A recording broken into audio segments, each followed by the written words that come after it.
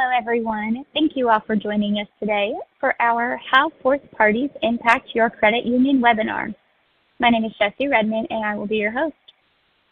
On your screen, you should see multiple widgets that you can use, including Ask Questions, Media Player, Slides, Related Content, Speaker Bio, Request Demo, and Help. If you're unfamiliar with our webinars, all the widget boxes are resizable and movable, so feel free to move them around to maximize your screen space. At the bottom of your screen in the toolbar are icon buttons you can use to show and hide the widget. You can expand your slide area or maximize it to full screen by clicking on the arrows in the top right corner of the widget. If you experience any issues or have technical questions, you can use the Help widget or submit them along with any other questions through the Ask Question widget. Don't worry, we do capture all questions throughout the session. We will answer some during the live webcast, but those that we do not have a chance to answer, we will address with you via email. Today's live session is eligible for 1 CPE credit. If you wish to receive this credit, please remember to be logged in individually with your own credentials, answer all 3 polling questions that appear on your screen during today's presentation, be in attendance for the entire live 1-hour session, and complete the follow-up survey. We'll send the link to the follow-up survey 24 hours after the live session concludes. If you meet all requirements, we'll send your CPE certificate within 7 to 10 business days following survey submission. With us today, we have Christine Kitamura, Venminder's Senior Content Manager of Education. She will discuss the importance of understanding your fourth-party vendors for your third-party risk management program and how to review them. You will see a link to a copy of today's slide deck, a link to our website, a link to our samples library, links to our fourth-party due diligence question, what to ask your third-party infographic, our how to write fourth-party vendor requirements into the contract infographic, what to do with vendor due diligence information ebook, as well as a link to a library of additional resources, all in the related content widget. With all that being said, I'd like to hand it over to Christine. The floor is now yours. Thank you, Jessie, and welcome everyone to today's webinar, where I'll be discussing how fourth parties can impact your credit union. This is one of those third-party risk management topics that usually isn't widely discussed because many organizations simply don't know who their fourth parties are, or there isn't a clear understanding of their oversight responsibilities. It's common to see organizations take a hands-off approach because they assume that it's their vendor's responsibility to manage their own third parties. So to begin, let's review today's agenda, where I'll talk about why fourth-party risk management is important and who fourth parties are and how to identify them. I'll provide some direction on how to review your fourth parties and give some tips on overcoming some common challenges, such as what to do if you can't obtain certain information from a critical fourth party. And of course, I'll end with some key takeaways that you can implement in your own third-party risk management program. I'd like to start off with explaining why fourth-party risk management is important. Although third-party risk management is the term that many of us use most often, this actually includes your fourth parties as well. It can help to think of fourth-party risk management as an extension of your third-party risk management program, rather than a separate practice you need to do.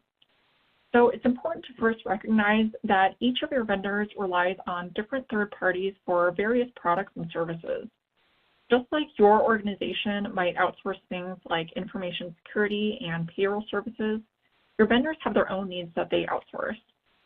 And for the purpose of today's session, I'll just be using the term fourth party, but keep in mind that these risks and oversight activities can also be relevant to your nth parties, which are even further removed from your credit union.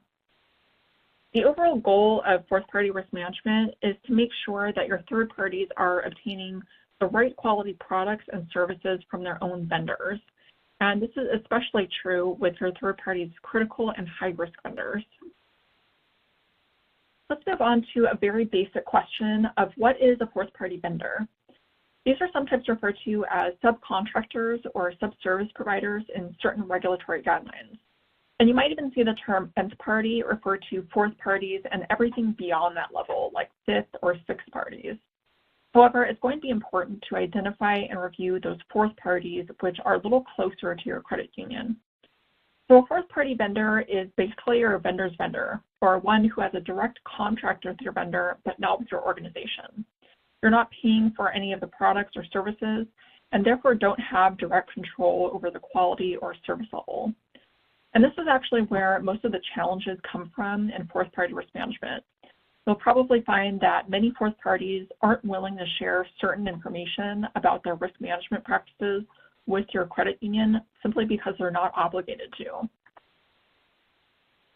To give you a better understanding of this vendor risk management ecosystem, consider that almost 75% of organizations that completed our annual survey said they had more than 100 vendor relationships. Now, that number might be a little bit smaller for your credit union, and maybe you have less than 20 vendors in your inventory. So let's say that your fourth-party risk management activities were just going to focus on your critical and high-risk vendors, so maybe just 6 in total. Even if you were just focusing on those 6 vendors, your ecosystem is still going to be much more expansive than those direct vendor relationships. And the next slide will give you a better visual of what this ecosystem might look like. As you can see here, those direct vendor relationships all have fourth parties attached to them.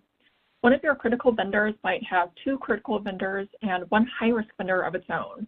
And connected to that one critical fourth party, you'll have even more end parties, and this can basically continue on indefinitely.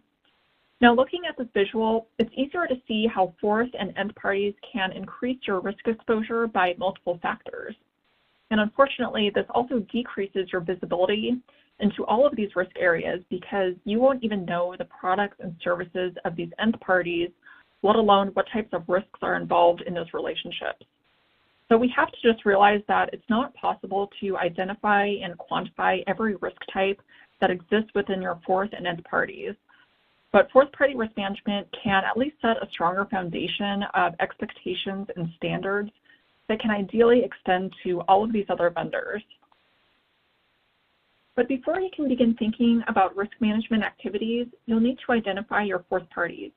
And fortunately, this isn't as difficult as you might think because many of your fourth parties just don't need to be included in this process. So the first tip to identify them is to focus on your critical and high-risk vendors.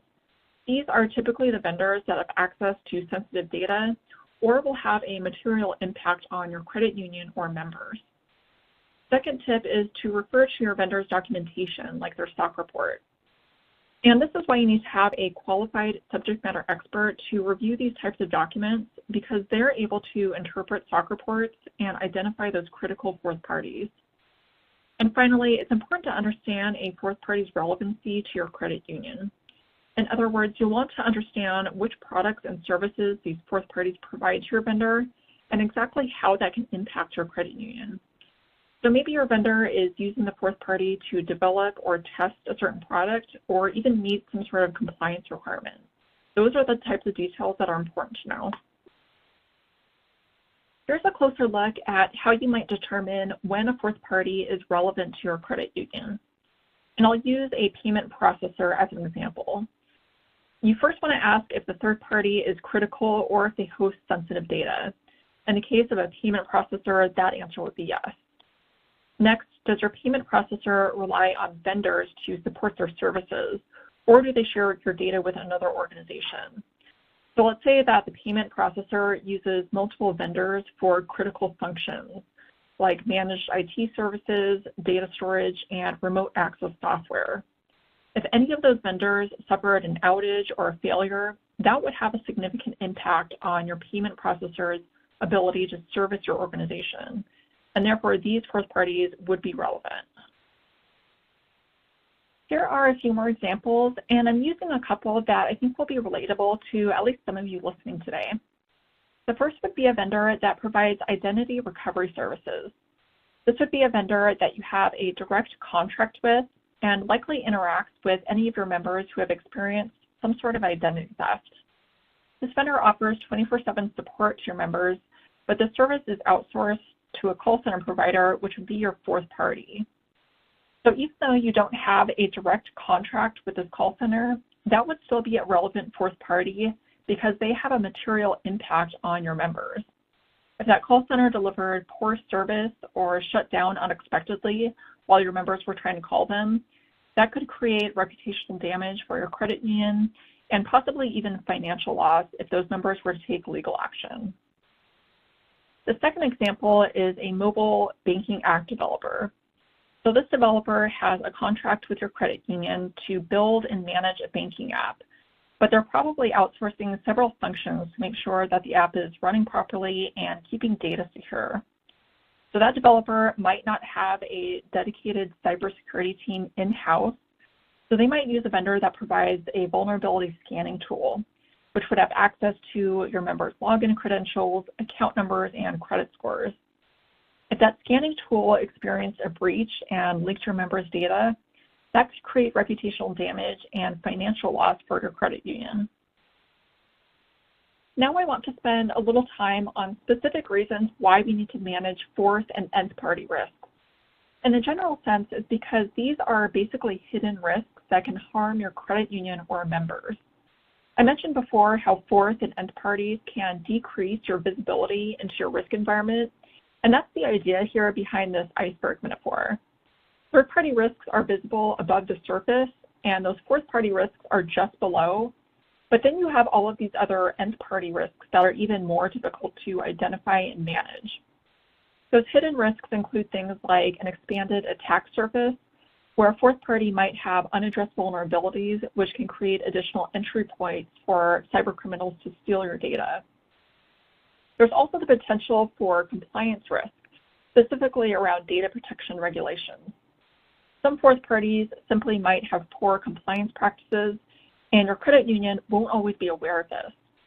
I also want to mention that the NCUA also states that third-party contracts should describe who's responsible for fourth-party oversight, meaning either it's your credit union or your third party. Business continuity and operational resilience is another hidden risk found within fourth parties. As we all know, so many business activities are interconnected that a disruption further down the supply chain can easily and significantly impact your operations. Data privacy risk can be another hidden one because a lot of organizations aren't always aware of how their vendors are handling data. And to make things even more challenging, different states have their own privacy laws. So that creates the issue of making sure that your fourth parties are compliant with each applicable law. There can also be financial impacts from a fourth party's actions, like a cyber incident that prevents you from processing loans or providing one of your core services. And if your fourth party causes your credit union to be non-compliant in some way, you might be facing other financial impacts like legal costs and regulatory fines. And reputation and liability is another big risk that can sometimes be overlooked, even with your direct vendor relationships. When you think about a financial institution that's in the news because of a data breach, sometimes those incidents originate from a third-party vendor, which might not even be mentioned by name. But that financial institution can carry the reputational weight of that incident for a really long time. So if a fourth or nth party creates any negative impact for your members, there's a good possibility that your credit union will take the blame. Just to give you a better idea of how those hidden risks might appear in your vendor ecosystem, I want to go back to that visual of your direct vendors and fourth parties. So consider if some of these events were to occur, like data breaches, bankruptcy, system outages, and ransomware attacks. Now, these might not always seem relevant if they don't happen directly to your credit union or third party, but that's not always the case.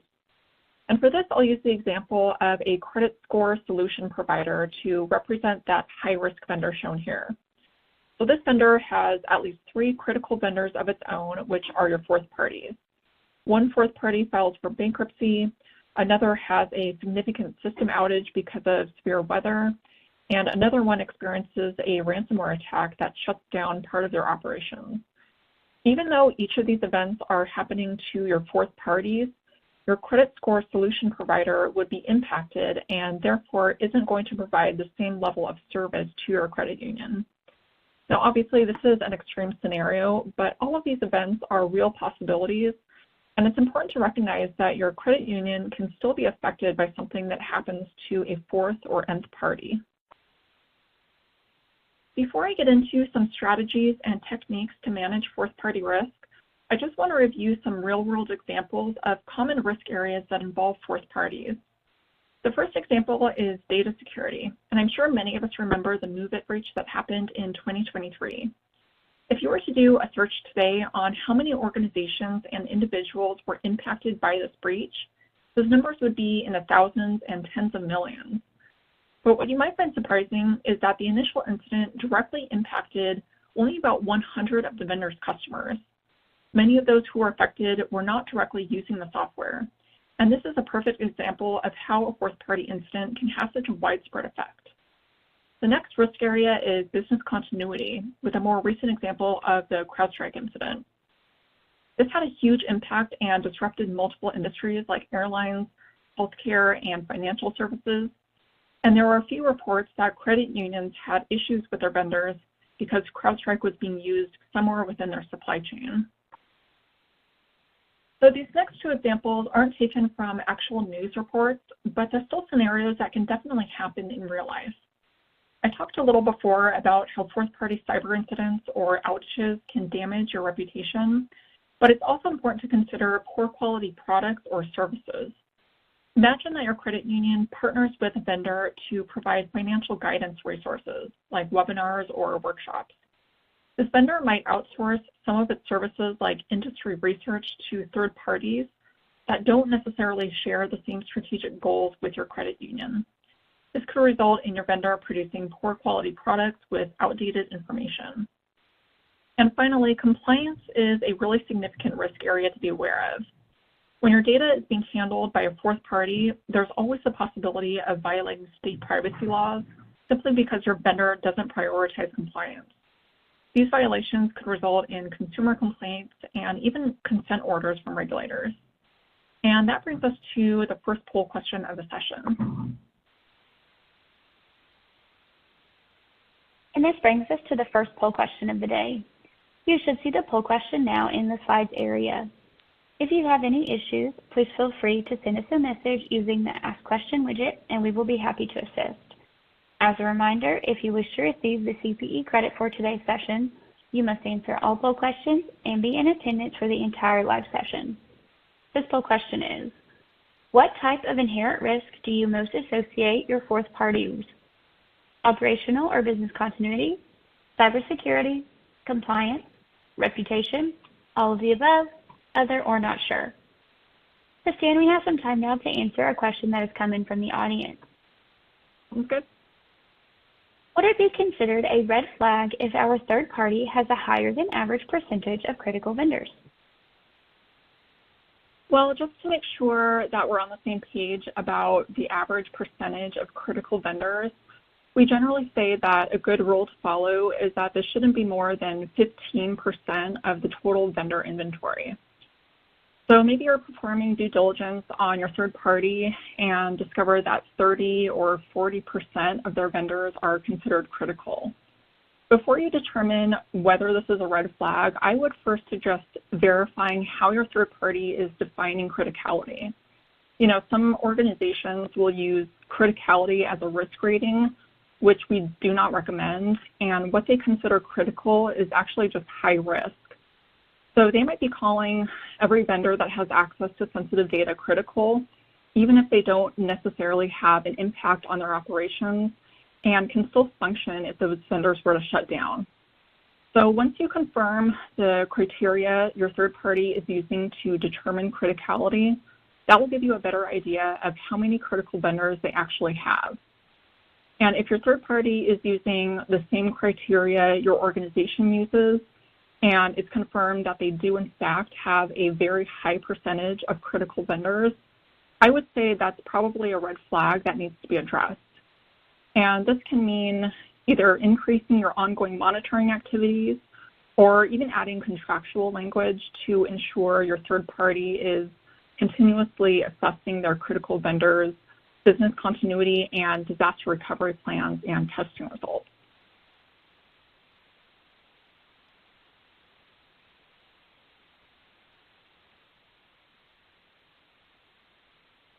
Thank you everyone for answering that poll question. Here are the results. By the way, you may have noticed reactions such as a thumbs up or heart coming across the screen. If you find this feature distracting, you can turn it off by clicking the 4 arrows in the top right-hand corner of the Slides widget, which will expand the slides to full screen and no longer show the reaction. Before we move on, as a reminder, in the Related Content widget, you will find our fourth-party due diligence questions, what to ask your third-party infographic. This resource provides you with questions and tips to use when discussing fourth-party due diligence with your vendors. Back to you, Christine. Okay, now that we've covered those fourth-party risk areas and example scenarios, let's move on to some risk management techniques. And that basically comes down to the categories of identification, assessment, and management.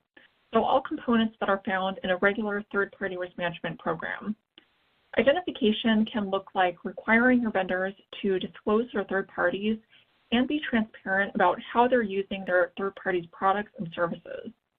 Once these fourth parties are identified, it's your responsibility to maintain that inventory. Moving on to assessment, this can involve reviewing your vendor's third-party risk management practices. Your vendor should also be able to provide evidence that they're engaging in these practices. And finally, management can involve several activities, like leveraging your vendor contracts, monitoring your fourth parties when possible, and using risk intelligence. And also, it's important to periodically audit your vendor's third-party risk management program. So taking a closer look at the identification technique, here are some tips to consider as you build a fourth-party inventory. The most effective way to begin building an inventory is through disclosures and transparency from your third parties. Ask your critical and high-risk vendors to provide a complete list of their vendors who have access to your data or are essential for their ability to service your credit union. Keep in mind that the goal is to identify relevant fourth parties. So you're not going to ask your vendor to disclose all of their third parties that handle sensitive data, because that would probably include a few organizations that don't handle your data at all.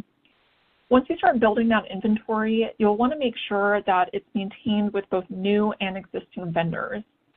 So if you're onboarding a new vendor, that's going to be your first opportunity to identify those critical and high-risk fourth parties during your risk assessment and due diligence activities. And remember to consider fourth parties during risk reassessments and periodic due diligence. Your vendors can onboard and offboard third parties at any time, so it's important to continue checking in and keeping your fourth party inventory current. Now, moving on to assessment, this will take more effort because you're basically involving your vendor and your fourth party in some of these activities. When reviewing your fourth parties, your vendor is sort of acting like a mediator between your credit union and the fourth party. You may not have direct communication with your fourth party, so you'll need to send any requests and concerns to your vendor. The first tip is to think about some due diligence questions to ask your own vendor. You want to get an understanding of how your vendor manages their own vendor risk. You might ask your vendor if the fourth party's business continuity plan meets your credit union's needs. A question like that would serve a couple different purposes. The first being that it confirms your vendor has actually reviewed this document, and second, it would help prove whether your vendor understands your needs. As you're performing these assessment activities, remember that there's going to be some limitations about the information you'll have access to. That business continuity plan probably won't be available for your review, but you still want to evaluate any information your vendor provides on this risk area. And collaborating with your third party is really important when reviewing your fourth parties. If you explain to your third party that these fourth party reviews are also beneficial to them, you may have an easier time getting the information you need. When developing these due diligence questions, it can help think of your own third-party risk management standards and the activities that your own team performs on a regular basis. And what I mean by that is it's not really effective to have different expectations for your vendors. So when looking at these questions, think about the standards you have in place for your own program. An example question might be, who is responsible for third-party risk management and what are their qualifications? If your credit union has a dedicated individual or team that performs third-party risk management, that might be an acceptable standard to hold your vendor to. And looking at that second question about the frequency of reviewing business continuity and disaster recovery plans, let's say that your credit union reviews these documents annually. that would it make sense to set a higher frequency for your vendors and expect them to review their vendors' documents on a quarterly or monthly basis? But aside from those standards, it's really important to verify other elements of your vendor's third-party risk management practices, like whether they use qualified subject matter experts to review documentation and whether they review their own vendors' data security policies.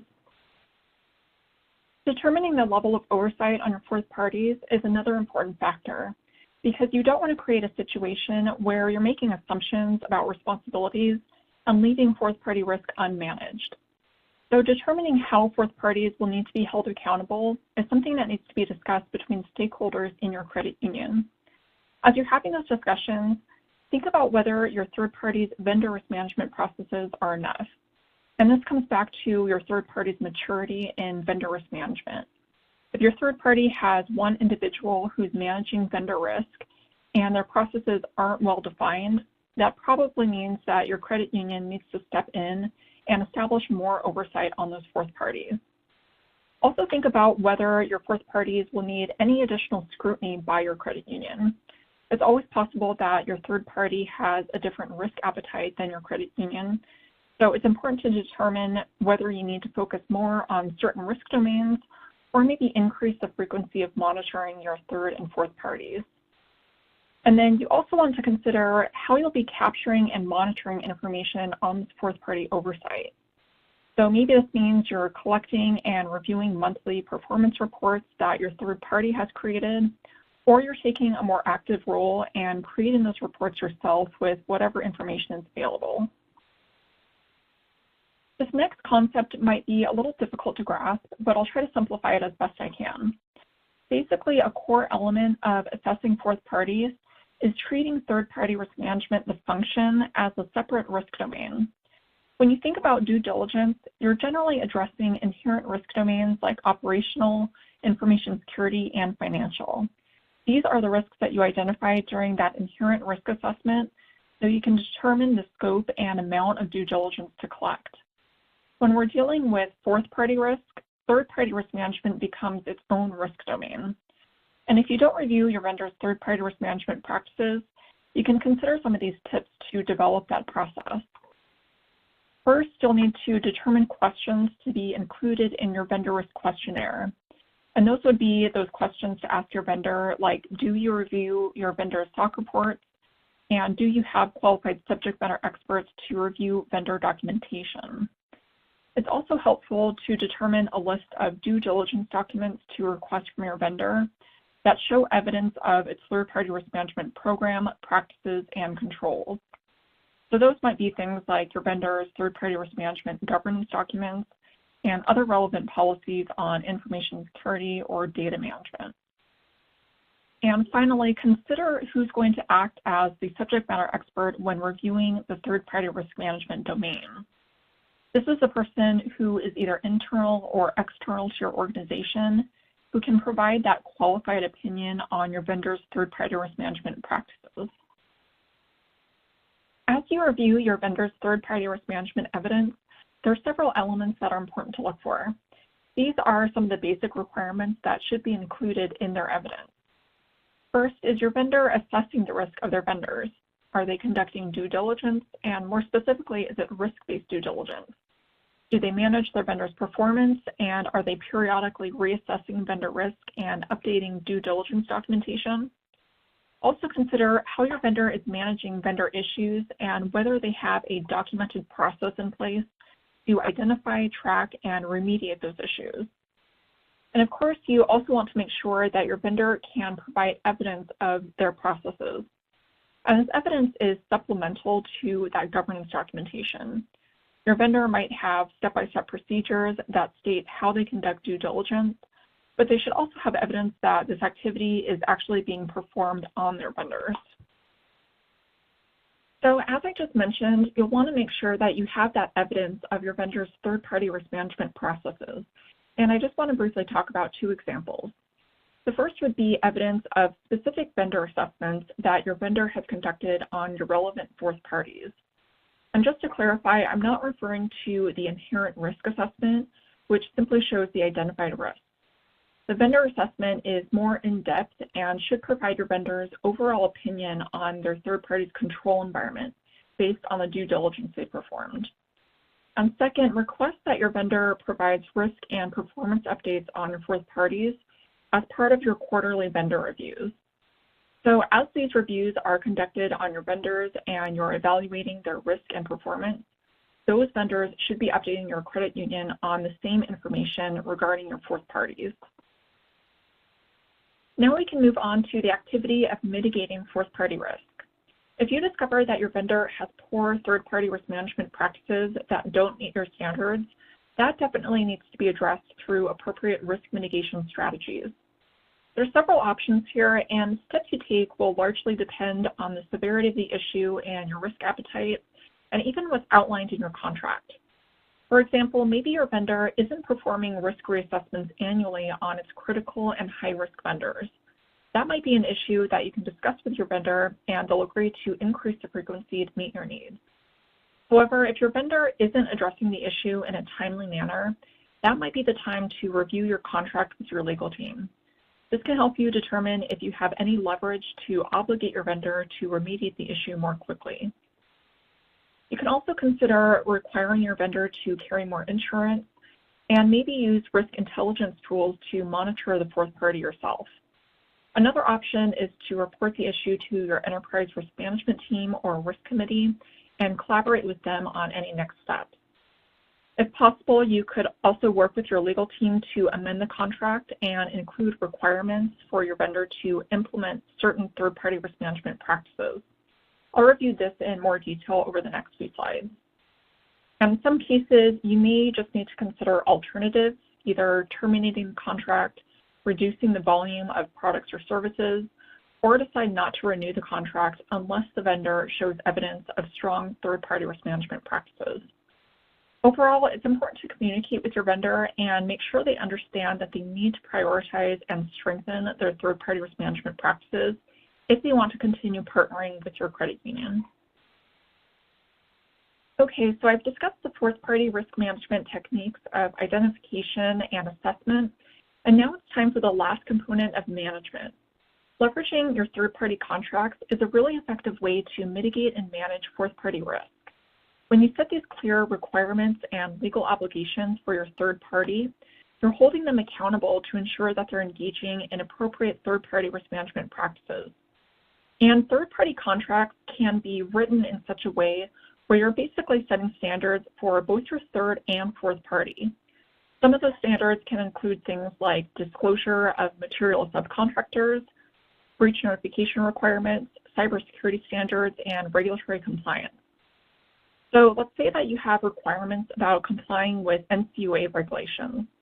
Your third-party contract would obligate your vendor to comply and also require them to make sure that any subcontractors are complying with those same regulations. As you work with your legal team to develop your third-party contract, always remember to try and get these standards in writing. You may want to consider things like non-disclosure agreements that cover fourth parties, on setting comprehensive requirements for your vendors to hold all of their service providers to the same standards that are in the contract. This is especially important for any requirements you have about data protection and breach notifications. If possible, it's also a good idea to incorporate fourth-party details into your right to audit terms. Although remember, this doesn't necessarily mean that you'll have access to their documents. And finally, some organizations include requirements for third parties to notify them before engaging with a significant fourth party. On these next two slides, I have several examples of contract language that could be used to address fourth parties. I won't go over each sample clause in detail, but I want to point out that the bold text is the key element that relates to fourth parties. That second clause begins with vendor shall and shall instruct all authorized users to destroy all copies. So this example is about data destruction, meaning that both the vendor and any of its third parties that have access to your data must destroy it and provide a certificate of destruction within a certain number of days. That next clause is about performance, stating that the vendor is held accountable for the quality of the fourth party's performance. And that last one is about indemnification extending to a fourth party's actions. And a few more examples here, with the first clause stating that the vendor must notify the client in writing if they are using any new fourth parties. Other contract language can include clauses about risk-based due diligence, ongoing monitoring, and compliance. So all basic third-party risk management elements that your vendor should be practicing. Including these types of clauses is really helpful to give you an additional layer of protection against fourth-party risk, because your third parties are now contractually obligated to meet certain standards in managing their own vendors. And before I move on to the next topic, we're going to do another poll question. Our second poll question of the day is, which of the following best describes your credit union's fourth-party risk management practices? We perform ongoing oversight activities on our fourth parties. We maintain a fourth-party inventory, and our vendors are fully responsible for oversight activities. We identify critical and high-risk fourth parties during due diligence, but don't perform oversight. Other or not sure. Christine, I have another question here that we can go ahead and answer. Okay. Some of our third parties have very minimal vendor risk management practices. What are some recommendations to make sure they're meeting our standards? So this can be really common with some organizations that aren't as heavily regulated when it comes to third-party risk management. And some credit unions may even see some reluctance or pushback from their third parties who don't want to perform that additional oversight on their vendors. So I would first recommend just educating your third parties on why third-party risk management is an important and beneficial practice for their organization.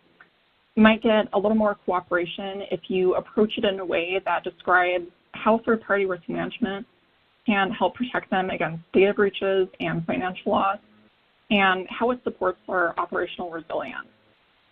And from there, I think it's important to just start with some of the basics, meaning that your third parties should have processes in place to identify their critical vendors and perform some level of risk-based due diligence. I would also recommend looking at their ongoing monitoring activities to see whether they have a process to track their vendors' performance and identify and remediate any issues. You might want to think of maybe some example scenarios about common vendor issues and ask your third party how they would address them.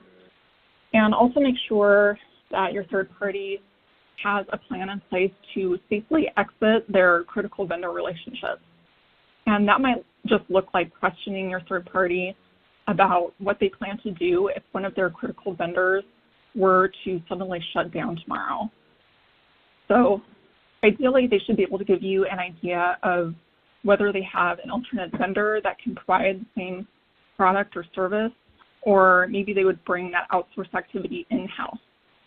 And if your third party is still unwilling to cooperate and improve their third-party risk management practices to meet your standards, that's probably a good reason to rethink this vendor relationship and maybe even decide whether you want to exit. So I hope that helps.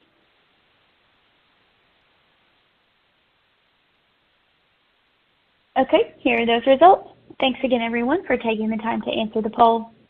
Before continuing, I would like to direct your attention to our How to Write Fourth-Party Vendor Requirements into the Contract infographic in the Related Content widget. As Christine discussed some sample fourth-party contract language, you'll want to grab this resource that goes into more detail. Christine, back to you. Now that I've covered those fourth-party risk management techniques and strategies, I want to spend some time on common challenges. Some organizations might neglect fourth-party oversight because of these challenges, so I want to provide some solutions that can help. A lot of the challenges can fall into one of these categories, the first being different priorities and goals. Your third parties may have different goals when it comes to third-party risk management, such as focusing on cost savings or creating more efficiencies. Those aren't necessarily wrong goals, but that can create a different set of priorities that don't align with your credit union. Restricted visibility is another common category. If you remember that image from early in the session, your fourth parties are further removed from your credit union, and therefore you can't always see their risks and controls.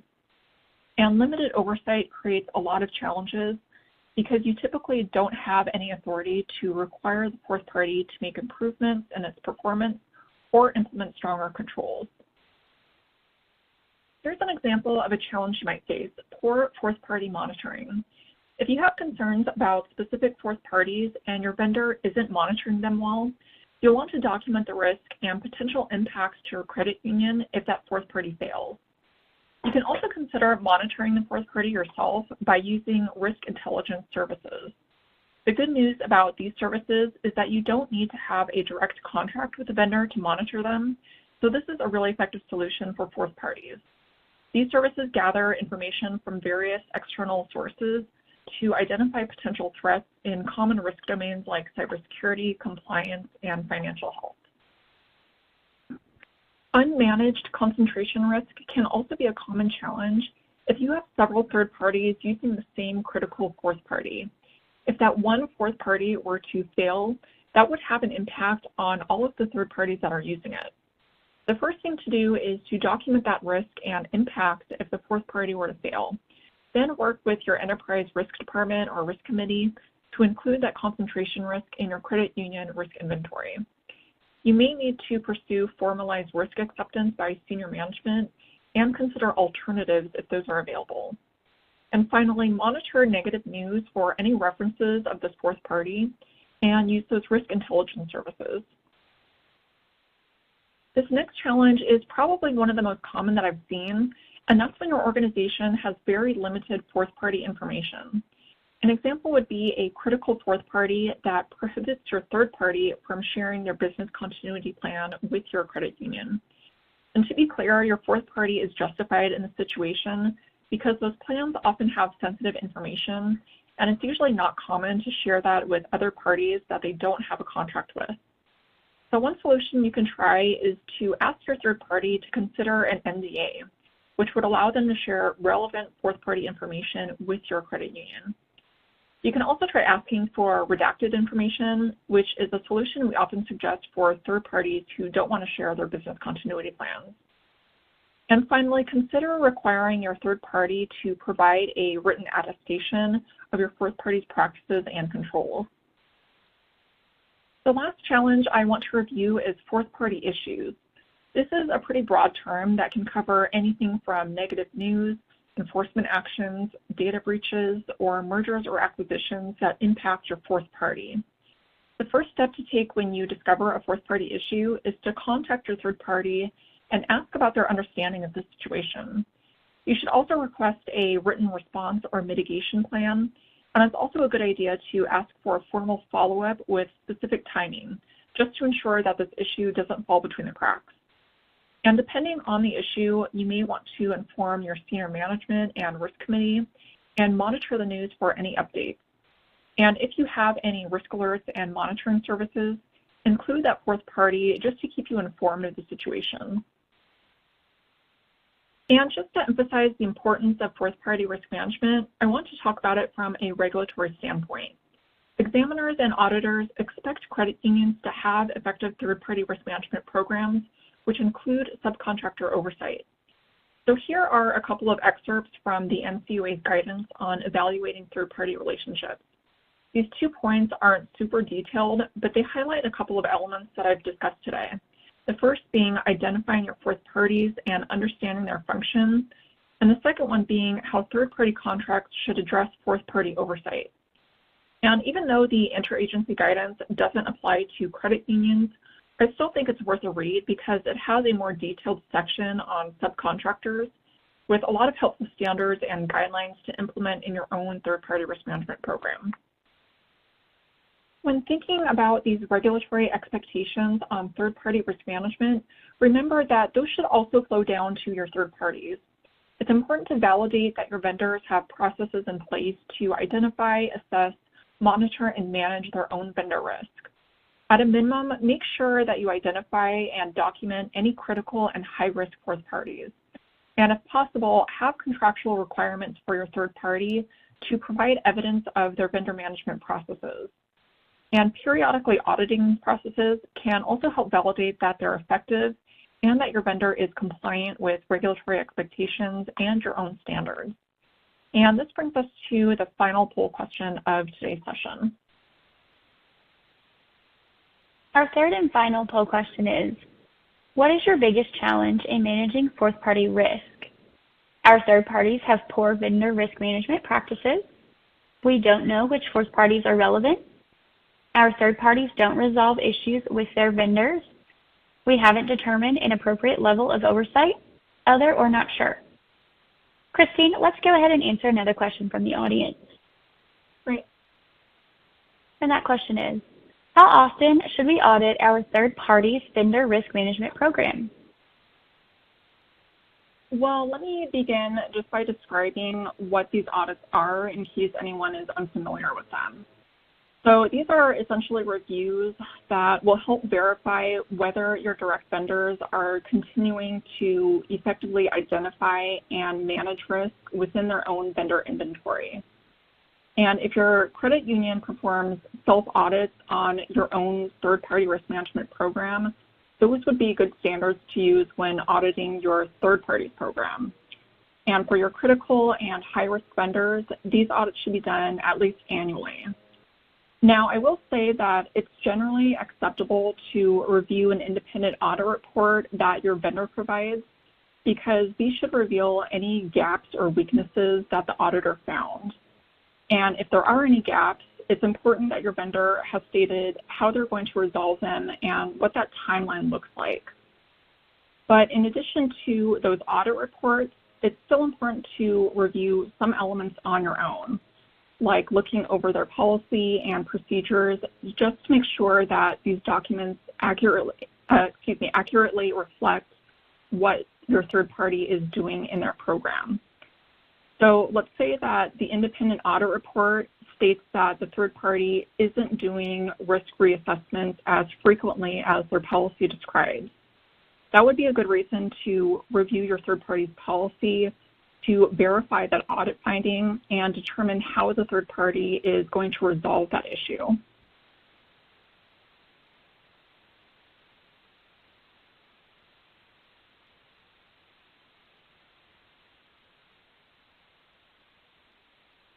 And here are those results.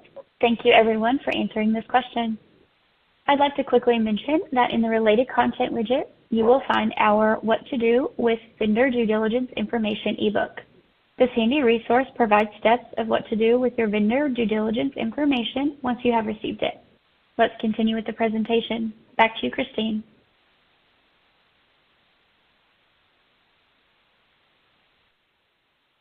Before I wrap up with some key takeaways, I just want to say a few quick things about ongoing maintenance and next steps. So as you're collecting fourth-party information, focus on the relevant details and understand how this fourth party will impact your credit union. Also make sure to identify any fourth parties that appear within multiple third-party inventories, as this can create concentration risk. And organize this data in a way that is most useful for your stakeholders and can help drive action. If your credit union doesn't manage fourth-party risk at all, the information I covered today probably seems a little overwhelming, but it's never too late to start. I would consider these strategies as a quick start guide that can be implemented now and improved as you gain more experience. So as you begin, just focus on your critical and high-risk third parties first. You can then get together with your legal department and review your standard contract terms and conditions. These might need to be updated to include third-party risk management practices and fourth-party contract language. Next, you can begin educating your direct vendors on your expectations about third-party risk management. And hopefully they're already doing some of these practices, and it's just a matter of being on the same page about your expectations. And finally, include third-party risk management as a separate risk domain in your due diligence process. As we come to the end of today's session, here are some key takeaways. First, remember that fourth-party risk management is an extension of your existing third-party risk management program. Your vendor ecosystem is much larger than you realize and contains many hidden risks. Identification, assessment, and ongoing management are all components of fourth-party risk management, and it's important that your vendor contracts require effective third-party risk management practices. There's a lot of challenges because of different goals, restricted visibility, and limited oversight, and you can mitigate fourth-party risk by using risk alert and monitoring services, which don't require you to have a contract with a fourth party. Thank you all for joining me today, and I hope you found this information helpful and that you'll be able to implement some of these strategies within your credit union. Great, thank you so much, Christine. Before we dive into more questions and answers, I would like to thank everyone for attending. I would also like to thank Christine for her time in sharing some important information. On your screen now, you'll see our upcoming webinars. On August 27th, our risk-based vendor due diligence, identifying the proper scope, scale, and documents webinar. And on September 5th, our Who Should Be Involved in Third-Party Risk Management webinar. We hope you will be able to join us for those sessions. A link to register for those is in your copy of today's presentation slides. Let's now go ahead and answer some more questions that have come in during this session.